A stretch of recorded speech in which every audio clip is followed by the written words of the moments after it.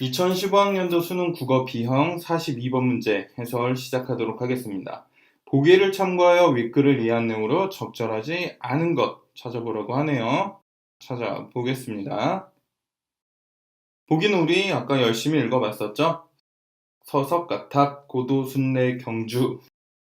네, 발음이 어렵네요. 제 발음이 안 좋다기보단 원래 어렵습니다. 윗글은 자료 1과 같은 설화를 차용하여 소설로 변형한 모습을 확인할 수 있는 작품이군. 같은 설화를 차용했느냐? 자, 이게 포인트가 되겠네요. 자료 1에서 보면 이게 뭐였죠? 석공과 아사녀의 이야기입니다. 윗글도 아사달과 아사녀, 석공 아사달과 아사녀의 이야기였으니까 소설로 변형했다는 거 맞다 볼 수 있네요. 자, 2번. 윗글은 자료 2처럼 아내의 죽음을 종교적. 자, 근데 여러분들 아까 문제풀이 원칙 다시 한번 당부를 드리겠습니다. 40번에서도 이야기했지만 40번에서 문제 어떻게 풀었죠? A, B에 대한 분석으로 적절한 걸 물어봤으니까 A 읽고 할 수 있는 거 먼저 하고 B 읽고 할 수 있는 거 하자 그랬죠. 그러니까 여기서도 자료 1을 읽고 할 수 있는 거 먼저 하고 그 다음에 자료 2를 읽고 할 수 있는 걸 하겠습니다. 문제풀이 원칙 몇 번째? 세 번째. 할 수 있는 걸 하자. 자, 3번. 윗글은 자료 1과 자료 2의 이야기에 유종과 주만 등의 서사를 추가하고 있다. 자, 보면은 자료 1에는 유종과 주만에 대한 이야기가 없죠. 그러니까 자료 1에 유종과 주만의 서사를 추가하고 있다는 건 맞습니다. 자료 2에도 그런지 안 그런지는 이따 보면 되겠죠.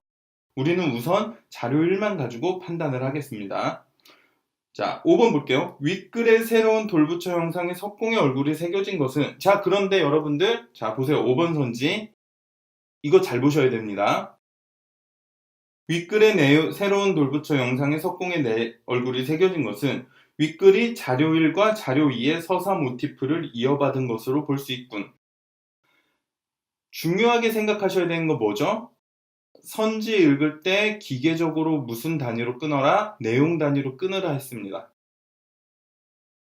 5번 선지의 내용이 맞고 틀리고는 어떤 걸 판단해야 되느냐? 첫째, 윗글의 새로운 돌부처 형상에 석공의 얼굴이 새겨졌는지, 그리고 윗글이 자료 1의 서사 모티프를 이어받았는지, 그리고 윗글이 자료 2의 서사 모티프를 받았는지, 이 세 가지 조건에 의해서 결정이 된다는 거죠.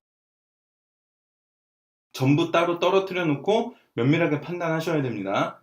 그런데 여기서 보면은 윗글에 새로운 돌부처 형상에 석공의 얼굴이 새겨졌다 했는데 그게 아니죠.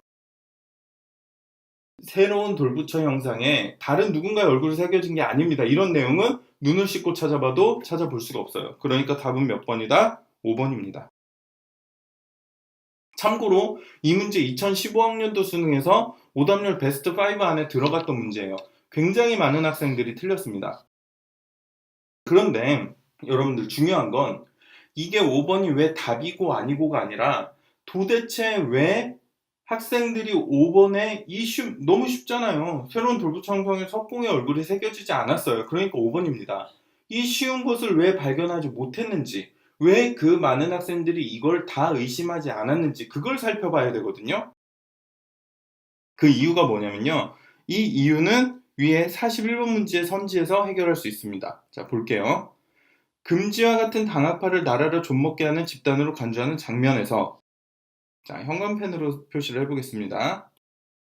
이런 장면에서 아사녀와 주만의 환영이 하나로 어우러져 부처님의 모양으로 변한 장면에서 아사달과 아사녀를 별만한 한 광채로 주만을 떠올리는 햇발로 떠올리는 갈등하는 장면에서,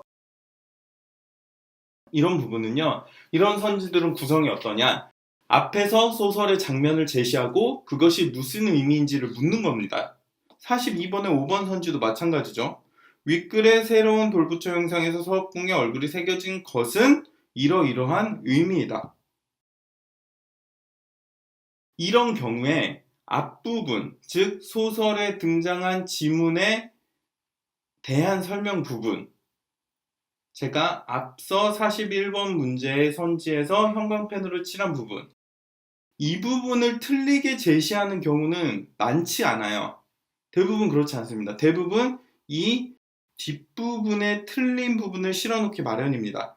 41번 문제도 마찬가지죠. 앞부분은 맞습니다. 하지만 신앙의 세계로 나아갈 수 없어서 절망하는 인물의 내면이 나타나 있다라는 이 부분이 틀렸죠. 그렇다 보니까 여러분들이 문제를 풀 때 앞부분에 대해서 별로 의심을 안 해요. 이런 게 너무 몸에 익숙해져 있다 보니까. 자, 그런 것이 몸에 너무 익숙해져 버리면 42번의 5번 선지에서 이 앞부분을 의심하는 과정을 생략하게 될 수가 있습니다.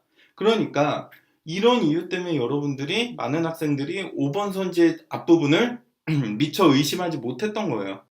그렇다고 한다면 이러한 상황을, 이러한 현상을 방지하기 위해서는 어떻게 해야 되느냐?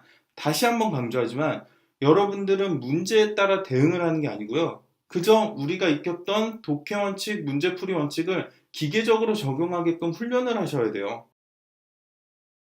그냥 튀어나와야 됩니다. 연습할 때 한 문제 한 문제 전부 적용하면서 풀어보셔야 돼요. 그래야 문제풀이 원칙 두 번째, 어떻게 하자 그랬죠? 수능 국어는 머리로 푸는 게 아니라 눈으로 푸는 것이니까 선지를 볼 때 내용 단위를 기계적으로 나누어 놓고 그 근거를 눈으로 찾으라 했잖아요. 5번 선지도 역시 그 과정을 거쳤다면 자료 1과 자료 2에 대한 판단이 들어가기도 전에 윗글의 새로운 돌부처 형상에 석공의 얼굴이 새겨졌다는 것이 틀렸다는 걸 발견할 수 있게 되는 겁니다. 이게 돼야 돼요. 이 과정이 없으면 이 문제 풀기 정말 어려워집니다. 아시겠죠? 42번 문제. 결과적으로 보면 우리는 어떤 성과를 얻을 수 있었느냐? 자료 2를 보고 판단해야 되는 2번 선지, 그리고 3번 선지의 일부, 4번 선지의 일부를 판단하지 않고 그 판단할 시간을 줄여서 답을 찾을 수 있었습니다. 이게 가능하기 위해선 어떤 게 있어야 되느냐? 첫 번째, 지문 독해를 할 때 인물 분석도를 그림으로 인해서 새로운 돌부처에 새겨진 것은 부처의 얼굴이라는 걸 알고 있었어야 되고요. 두 번째, 문제를 푸는 과정에서 자료 1만 읽고 우선 할 수 있는 걸 하는 과정을 통해 시간을 줄여줘야 됐고요. 세 번째, 내용 단위로 바로 자르는 것을 훈련함으로 인해서 5번의 내용 단위, 전반부 내용 단위의 정답의 근거가 숨어 있다는 걸 발견했어야 됩니다. 이런 과정을 통해서 여러분들의 국어 실력이 향상이 되는 거고 시간이 줄어드는 거고 정답률이 올라가는 겁니다. 42번 문제 너무나 중요합니다.